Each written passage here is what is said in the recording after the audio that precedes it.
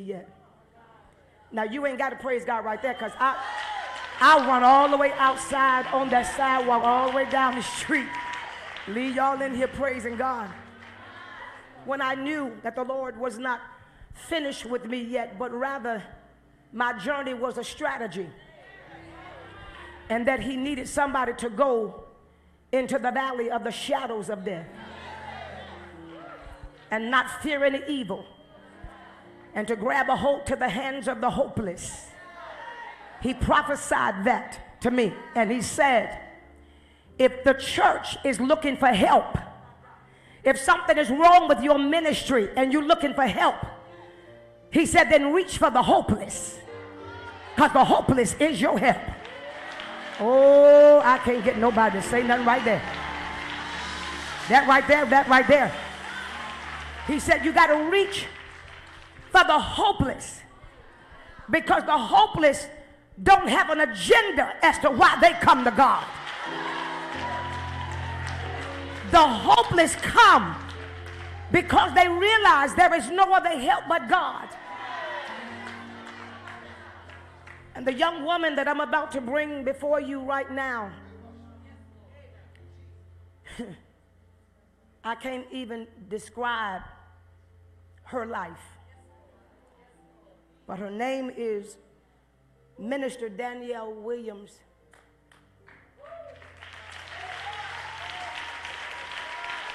Come on, baby. This is her husband, and you looking at an ex-porn star, pole dancer, that the Lord just decided to pick up on the line of the highway.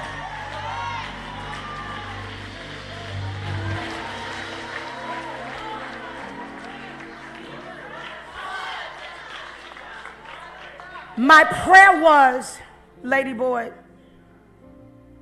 God, send me to the worst ones. I said, Lord, I done already been to all the churches and auditoriums. Just send me to the pit. And send me to the ones that don't nobody want. Send me to the ones that the average people wouldn't want to walk in their church. And let me just help them find God before I start trying to undress them.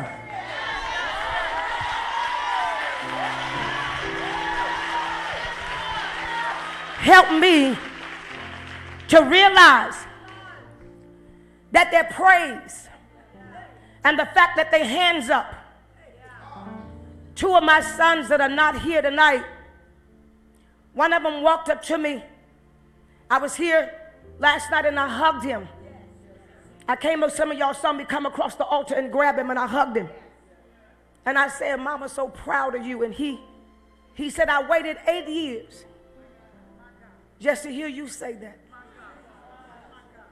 And one of them put out a picture, Lady Boy, that when they were transvestites looking like women. And he said, 8 years ago, you laid hands on us, and God broke that demon off of us. And he said, we've been really saved ever since. And we've been following you. And now, Mother, we men again. And we just glad to hear you say, well done. Well, see, some people was in here looking at them like, who is them sissies shouting? Oh, you don't know their testimony. Oh, you better give God a praise. You can't judge nobody, because you don't know where they come from. You looking at what you looking at, but you don't know that what you looking at is a miracle. You better give God a shout in here. Turn around and touch your neighbor and say, don't judge me. Don't judge me, because God is doing something in my life.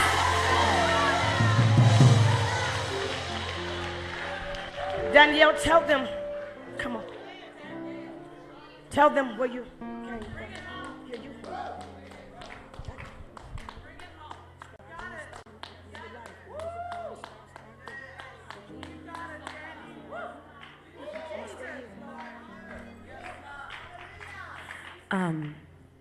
Before I just want to thank God first, who is the love of my life. who is the love of my life, Pastor, First Lady, to the Queen. The Queen. And the reason why I say that is because when I got out of the porn industry and I went back to LA, I was so poor because that was my money, that was my hustle, and I had nothing, and I was living in a garage. And I think I got some Christmas money and I bought myself a laptop. And I tapped into the neighbor's Wi-Fi and I just used to watch YouTube. And the video that popped up was No More Sheets.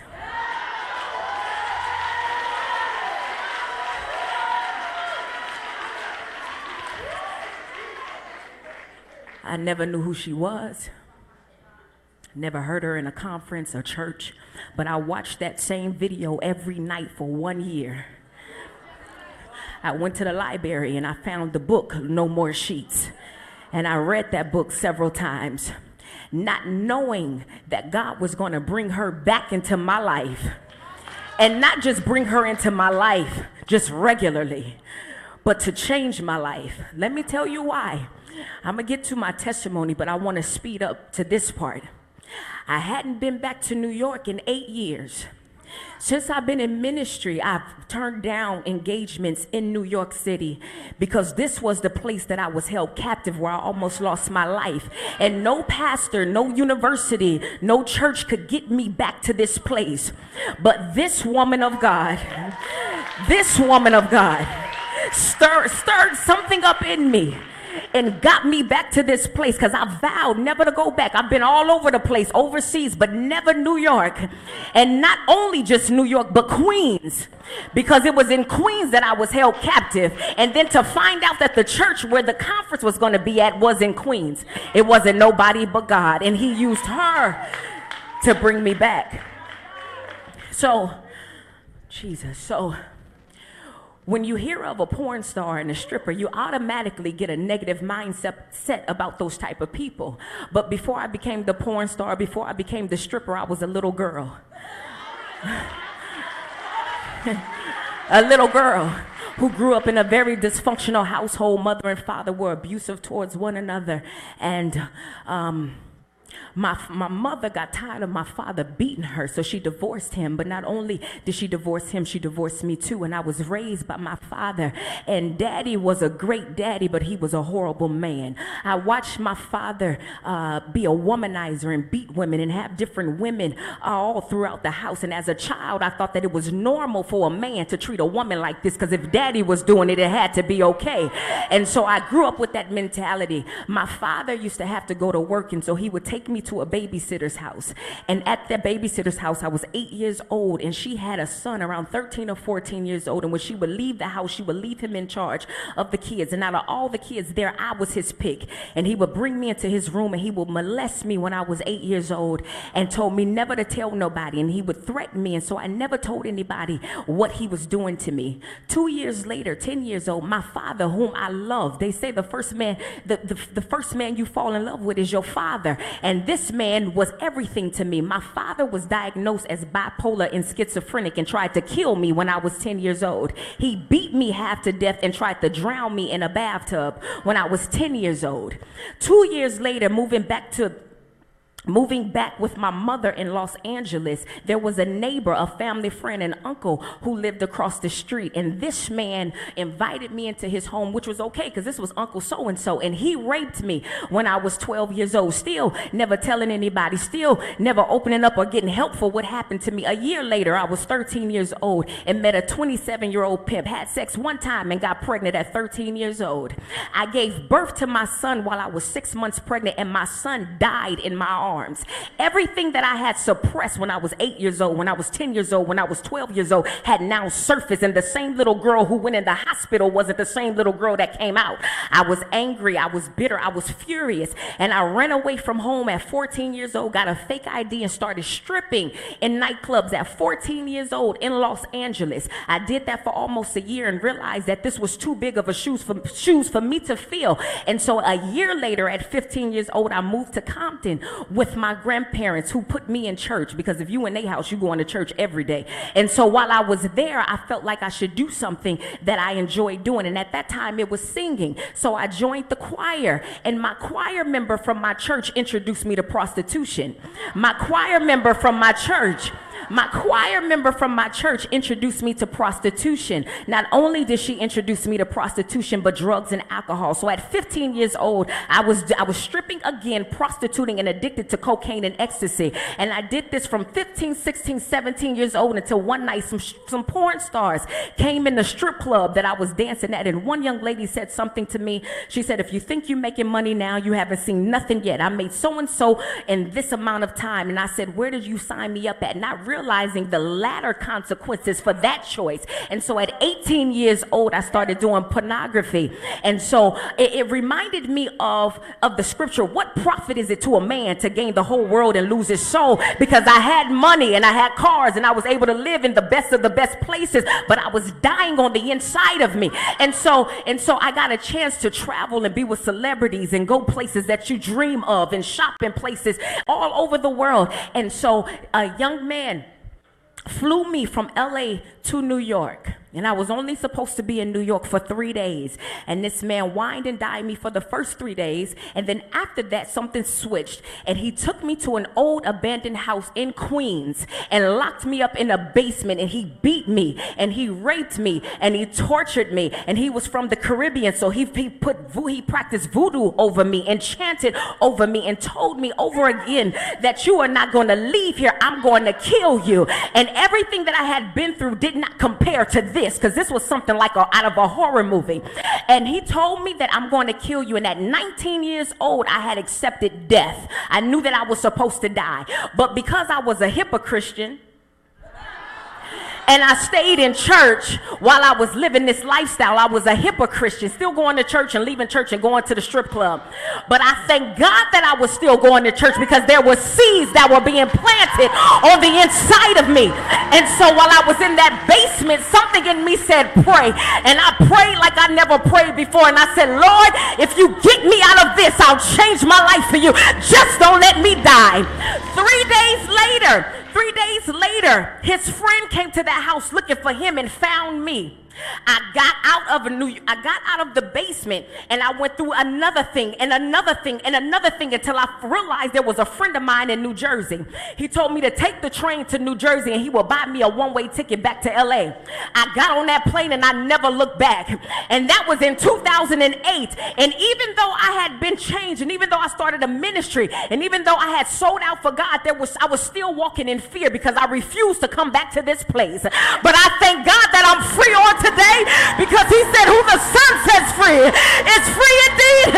So thank you, security, for having my back, but I don't need you no more. God has set me free. And I know that we get in this religious mindset and forget where we come from, but just have a flashback for a minute and remember how dirty you was when God came and saved you. Remember how nasty you was when he came and touched you, because that was me. Be careful who you put your mouth on, because you never know who God is going to use. Somebody give God a praise right now.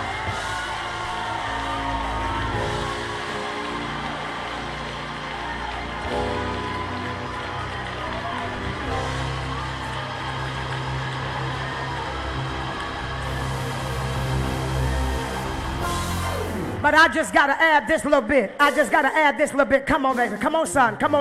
This is her fine husband now, who said, I don't care where you came from. I know God said you my wife. So don't tell me what God can't do. Not only can he clean you up, but he will find and choose somebody that will love you.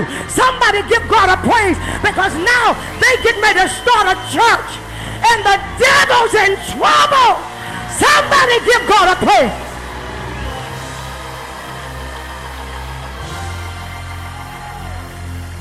We have only about 50 copies of Danielle's book, and I'm telling you, when she sent me this book, I didn't get the book like this. She sent me an email, and I could not put it down. I read this book I started reading this book at about 9 o'clock that night, And I didn't put it down till like 5:30 that morning. I could not.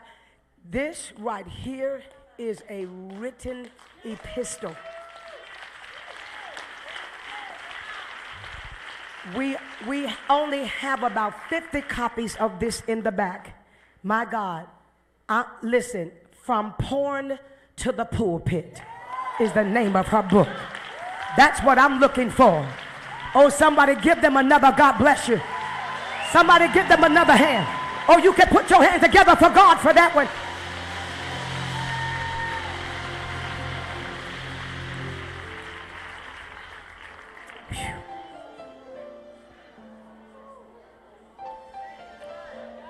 No more sheets. No more sheets.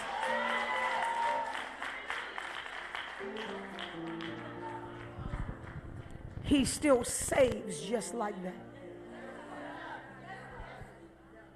I said to Danielle, it's time. I said, it's time. I said, the Lord told me that it's time. And she said, Mother, I can't come to New York. I said, but it's time. I said, you got to come back and put your foot on the ground that tried to put its foot on your life. And you will never be free as long as you fear the ground. And I said, I remember the day when I walked back in the parking lot of the hotel. And not only did I walk back in the parking lot of the hotel, but I paid somebody to drive a big old truck with a boom box, and I danced on those grounds. And now I don't shake at the city of Atlanta, but they made me an ambassador and gave me the Citizenship Award, the highest award in the state of Georgia, because when you conquer the ground, ain't nothing else hold you. She got off the plane. It took her almost 30 minutes to get out of the airport. And God said this, and some of you all wouldn't understand this. He said, bring her to your house. He said, buy all new bedding and let her sleep in your bed. He said, I said she's a queen. Some of y'all wouldn't understand that.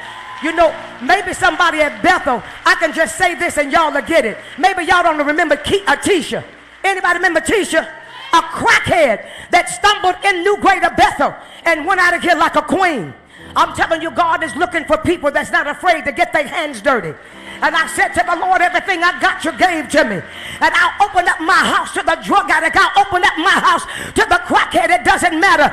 If they can leave my house delivered and made whole, then that's all that matters. Because I can get another house, I can get another bed, I can get another mattress, but I cannot get another soul. And in this hour, true ministry is, how low will you go? How low will you go to get a soul saved?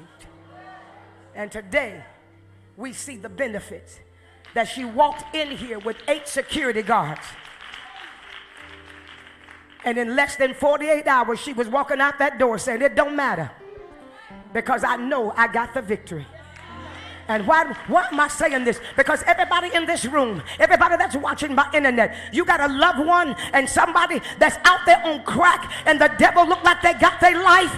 Wait. I'm going to say this, and I only want people to really believe this. I believe at this very second with what's in this what's in this atmosphere. If you would jump up and just go to praising God for your relative, go to praising God for your son, go to praising God for your daughter, go to praising God for the person that you know that the enemy got bound up.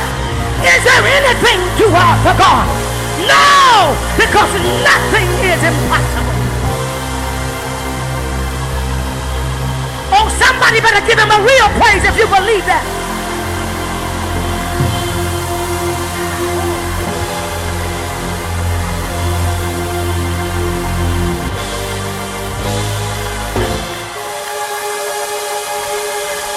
Y'all don't believe this, but in your praise right now, they being broke free right now. I said you don't believe this. don't believe this, you're watching by internet. I said the Holy Ghost said, while you praising God, he's releasing the angels of the Lord to go and get them and arrest them. You better shout now.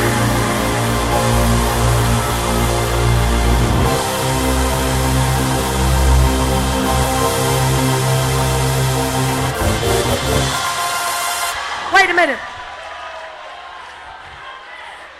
Because somebody in here right now wish you would shut up. They wish you would shut up because they waiting for what's next. But in this kind of meeting, what next is now. I'm not hearing y'all. I said if you bless God in here, he'll break the